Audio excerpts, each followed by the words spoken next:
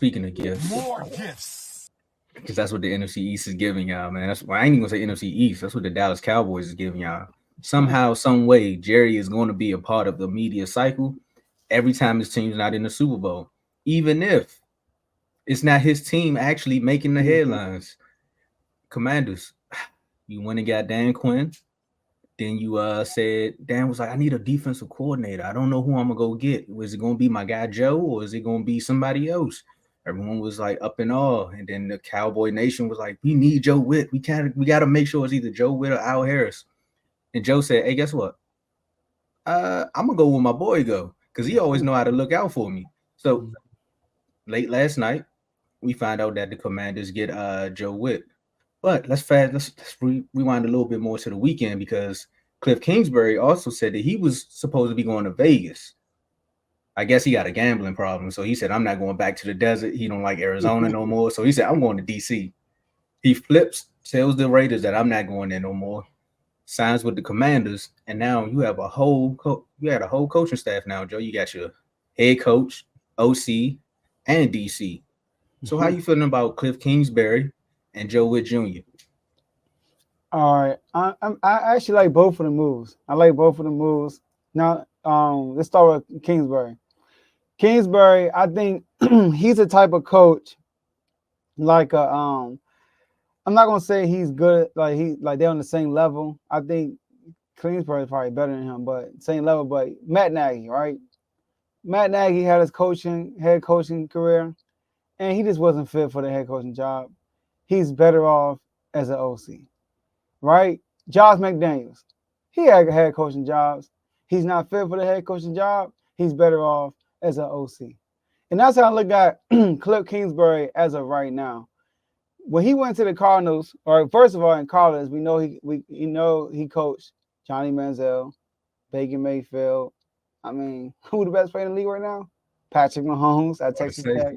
All right. And he had some involvement last year at USC with Caleb Williams, right? So he's been around some pretty good quarterbacks that's been successful in the NFL. All right. And like I said, when he went to Arizona, first of all, this type of offense, he liked to spread it out. He liked to be pass heavy, which is pretty good for the type of personnel we have. But EB did that, right? Pass. One thing about Cliff Kingsbury, he also runs the ball too. He has a good rushing attack, and his running backs are successful. His first year with the Cardinals, right? 16 points. As a rookie coach, it was 5-10. They won a really good team, but it was 16 points, 21st in yards. But they set a franchise record that year with 5.03 yards per carry. That was a franchise record. So which is good. A lot of that got to do with Kyler Murray. I think he had like 500 yards that year. And then the second year they got better, 13 points, 16 yards. Third year, and then third year, 11 points, 18 yards. Start off 10-2. Remember 10-2. Kyler Murray's getting MVP talks. Kyler Murray had 800 rushing yards that year, which is crazy, and he got hurt. All right, which is wild. And then Call of Duty came out. But go ahead. Like these numbers right here, 11 points, 18 yards would have been so much better if Kyler and D-Hop never got hurt. All right, we got to forget D-Hop got hurt too. So I like the Cliff Kingsbury move. I like it a lot. But of course, the elephant in the room with that is Caleb Williams. Does that mean we're going to pivot and get Caleb Williams? I think, y'all know what my stance is. I don't think we should trade up. I'm okay if we trade up, Tomo, but that's not we go do it. I'm not like pushing the red button like trade, right? But if we do it, I'm cool with it. But if he falls into our lap, yeah, you better get him. Get Caleb. All right. But if not, stick with Sam Howell. And Joe Witt, quickly with Joe Witt, I like that move also. He's been with Dan Quinn since he's been with Atlanta. You know him, Tomo. He was a secondary coach, pass coordinator also, and pass game coordinator. And the thing with him is, since he's been with Dallas, Dallas 8th in passing yards allowed, 3rd in completion percentage allowed.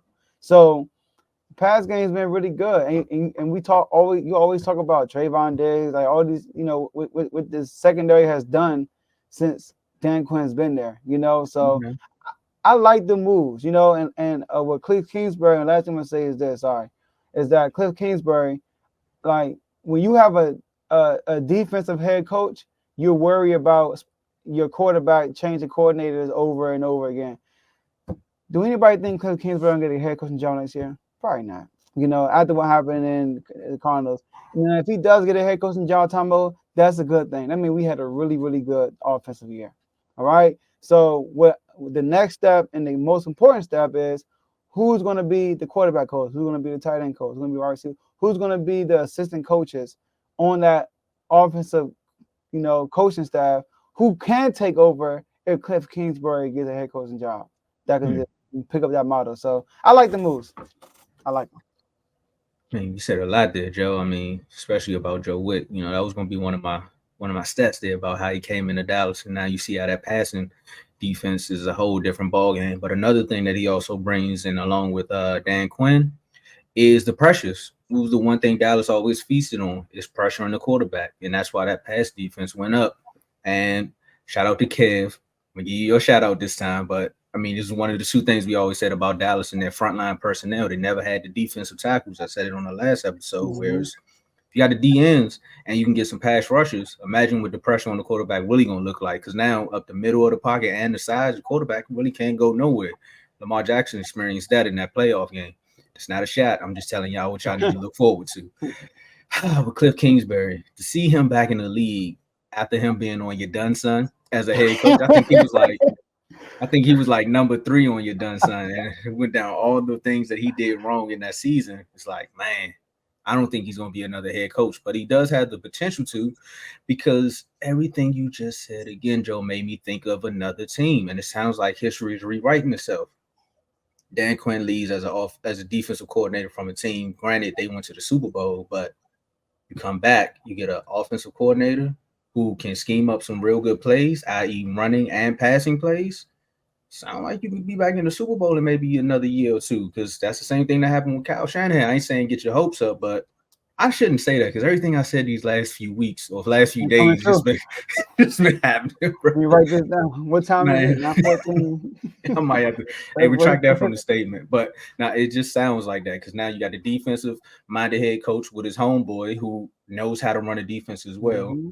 So you got those two in place. You also got $80 million in cap space. Woo. Where your front office really can't mess that up. But we need to also talk about with that Ben Johnson situation. But I'll talk about that in a second. And then you got Cliff Kingsbury, who's trying to come back into the league and prove himself that, hey, I messed up as a head coach, but you seen what I did in college. You seen I can actually draw up some actual good plays. And if we get Caleb, it's there. You got Scary Terry, you got Dotson. All you gotta do is go find a running back, because I think Gibson gone. So Robinson, I don't know how good he can actually catch out of the backfield, but that's more so what that offense is catered to when they're running backs. They need somebody that can do a little bit of both, not just run the ball all by itself. So Gibson might be around as long as he don't drop the ball no more. So the future is bright. I liked all the moves that you all pulled. I just don't like that you all kept calling us, saying, hey, I know Dallas didn't do you right, but what you want to do over here? And same thing for Cliff Kingsbury. Like, did they actually interview him? Yeah. A lot of people said they interviewed him, but did they interview him? Like, did they interview him, or did they call him and say, hey, bro, what you doing on Thursday? Nothing. Come on out here. Because that's essentially what happened with Joe Witt. Like, the Cowboys were supposed to interview him today at 9 a.m., I think Dallas time, for him to be the defensive coordinator. He said, why am I going to wait around when my boy called and said, hey, you can have a job if you want it? Like, I ain't pressing you. You can go through the interview, but this your job if you want it. And Joe looked around and said, man, I'm going with the secure bag. I ain't got time to play around with Jerry, So, yeah. And the B-Rob, he was second in receiving yards with all running backs last year behind Chris McCaffrey. Okay. So there you go. Go back and watch some of the Kyler Murray film. See what happens. Can Sam Howell run? Because if y'all don't get Caleb, can Sam run? Yeah, Sam can run. Also, Connor had 15 TDs with Kingsbury. Kenyon Drake with half a season, 600 rushing yards, and I think 8 TDs, if I'm not mistaken, something like that. His second year, he would play 15 games, had 10 TDs. Yeah, man. Well, I know one person that's excited though. Terry, you got the jersey on. I know he excited. He like, finally, we got somebody in here that's gonna get me the football. Like, I'm not about to play around. EB want to play. So we gonna see, man. Like I said, 80 mil draft. a lot's gonna happen for the Commanders. This NFC East Cupid shuffle, coaches shuffle is just all over the place today. So if y'all think this was a good hire, let us know in the comments. If y'all think it was a bad hire, let us know in the comments. We might respond. We might not. Either way, become a member so you can really get some actual details. Yeah. Now that we know, but it's funny though, because now that we know that you have your offensive coordinator, one of them is still actually contracted to still be with the team.